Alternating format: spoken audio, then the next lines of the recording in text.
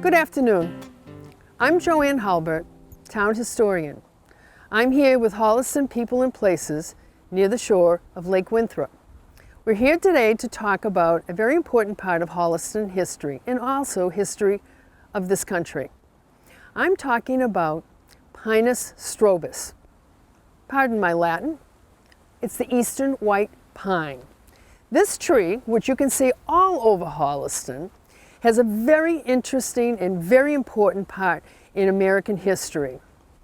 Now, no matter where you go in Holliston, no matter what view you will see the white pine. You will see it all around Lake Winthrop. You'll even see it in downtown Holliston up on Jasper Hill. You will see it in the town forest, in the Fairbanks land, and even in the Winnickening woods. You will even see it sometimes in your own backyard.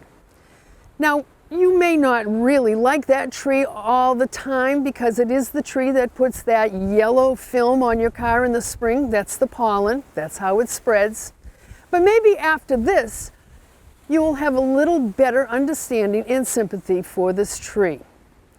Now, way back, before there were even the Europeans coming over here to settle, the Native Americans knew the importance of the tree for their own uses. But when the Europeans arrived, they found out one thing. There was this very large tree with very many uses, very versatile. If you live in an old house in Holliston, probably most of that house is made from white pine. The tree was large, easy to saw, easy to make into lumber, and also to make into anything that they were looking for in colonial America. Now, the thing is that Britain knew a lot about the white pine even before the Pilgrims arrived in 1620 in Plymouth. They knew it was here. You see, there was a problem. In Europe, all the large trees that were similar to white pine were being depleted. Most of the British Isles had none at all that could compete with it, and they were starting to use up all of the ones that were in the Baltics and in Eastern Europe. But then, in the early 1600s, they got word that there was this really large tree with a lot of good uses that they could put it to. And so, as early as 1634, the massive export of white pine began. The first load came out of New Hampshire. And then Britain knew that they had a gold mine in these large trees that were found all over New England. And one thing that they really found that was very useful for it was as a ship mast. It was tall, solid, but also lighter weight for its size. It was a much better tree than anything else that could have been found anywhere in Europe. And so they massively started to harvest these trees. Now, the thing is though, why were they so important? Well, it was the ship masts, and it had all to do with the British Royal Navy. So, they wanted to save all these trees for themselves. They definitely had a reason to be saving all these trees, besides the fact that they were also great for lumber and great for everything else. But why, in heaven's name, did it start to cause a bit of resentment? Well, in the 1600s, it all began. And then, Your pardon, ma'am. Road business. Oh. Who are you? Oh, I'm His Excellency the Governor's representative, ma'am. Oh. Your pardon? Your pardon? Yes. Yeah. This will do. Mm-hmm. What are you doing?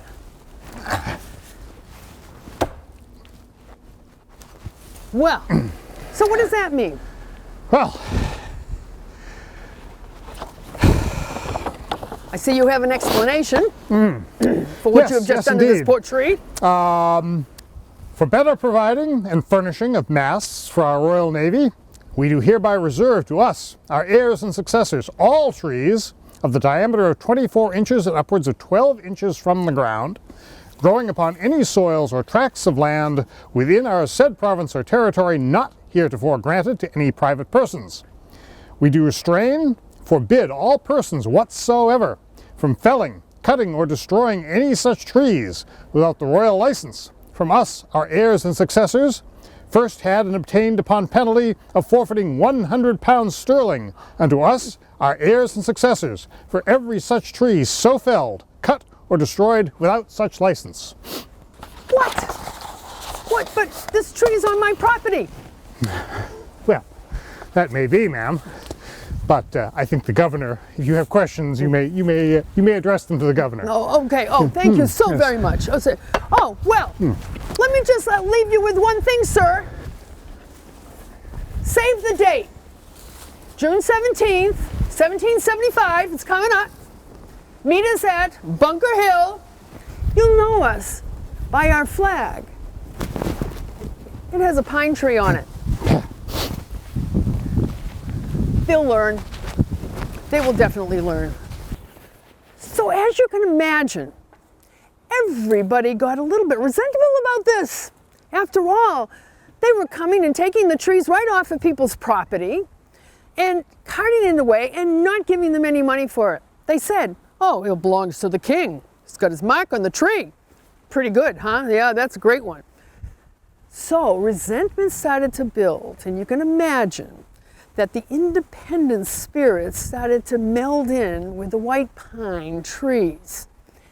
In 1772, it came to such a head that in New Hampshire there was the Pine Tree War.